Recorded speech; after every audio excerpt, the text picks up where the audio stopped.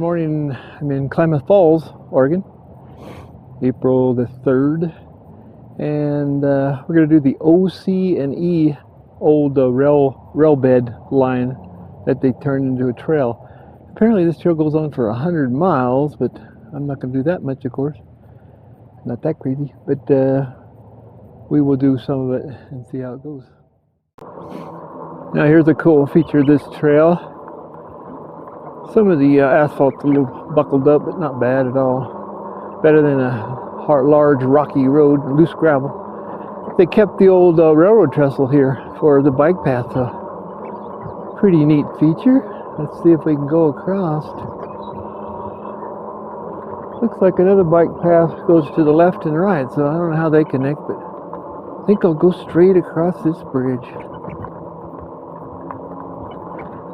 Yeah, wooden planks, goes across like a canal, I think, more than anything. Irrigation canal, I guess. Pretty neat.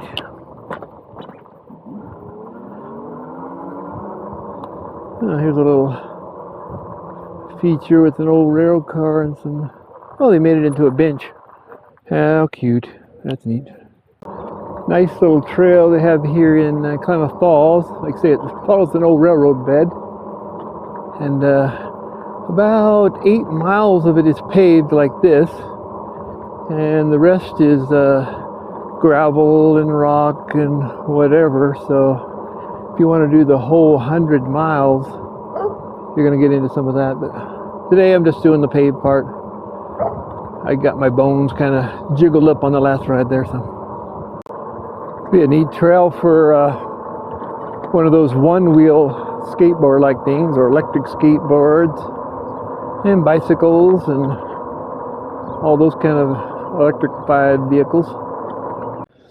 Okay, there's the camera up about 30 inches above the handlebar there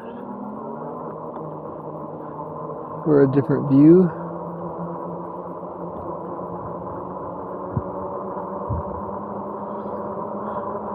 So apparently at one time these railroad tracks ran behind all these houses. I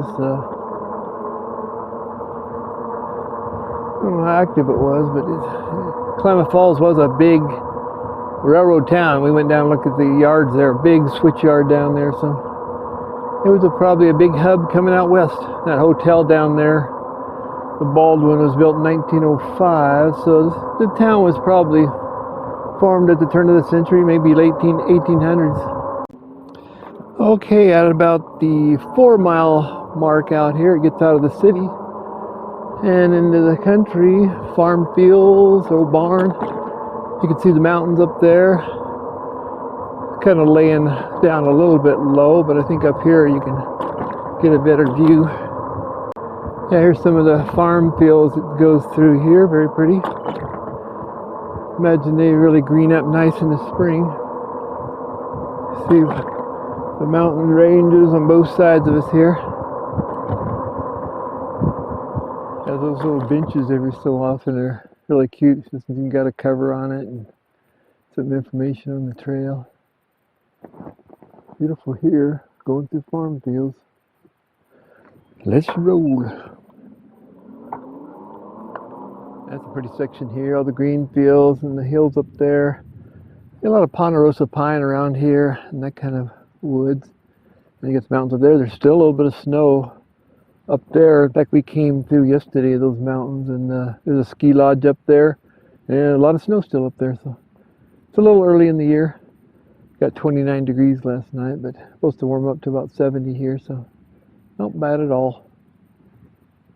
Some people were asking what kind of equipment I use here for its camera and microphone. And this is the Insta360 1R camera. It's a 360-degree camera. And the microphone's a Harmonic 500, Blink 500 system with a wireless mic on my neck here. The little fuzzy thing is the microphone, and it wirelessly goes into the camera there. So, and then afterwards, it's a little more steps to editing. You have to reframe the video, and then once you reframe it to see what you want it to look at, then you import it into your software. Right now I'm using Power Director 19, and it's working pretty good for me, and I also have that on my phone, so That's the deal there. And I like it a lot. There's a couple little glitches in it once in a while, but for 95% of the time works just fine. Going over another little bridge here. Over an irrigation ditch. And look at the trail straight ahead, almost straight as an arrow. And it looks like it goes on forever, so that's how most railroad tracks are laid out, straight as possible, so that makes sense. Now those that don't know, this is the, I just got recently into the electric bikes, and this is a Himiway electric bike. They call it the Cruiser, Himiway Cruiser. And it's a 750 watt motor, 7 speeds, gears in the back, and has a throttle, and it has disc brakes. They're not hydraulic, they're mechanical, but they seem pretty adequate to me. And big fat tires, 4-inch flat tires. Got to pass somebody up here. I got to give them a bell. Excuse me. And what was I saying? The other tires. It's got a light, a tail light.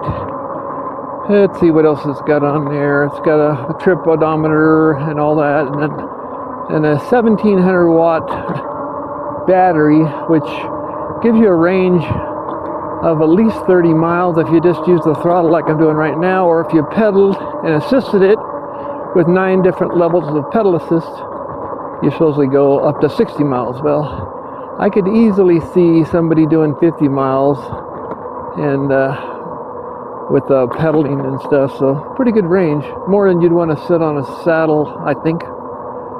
Anyway, that about sums up the bike. Okay, where it crosses 140 here, then it turns to dirt, so we'll go along it for a while.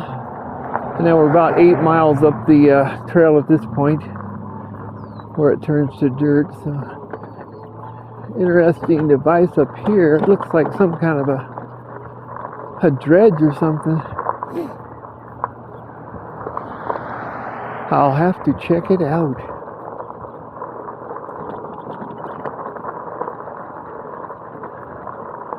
No, I think it's some kind of a snow pusher for the railroad. Look at that thing.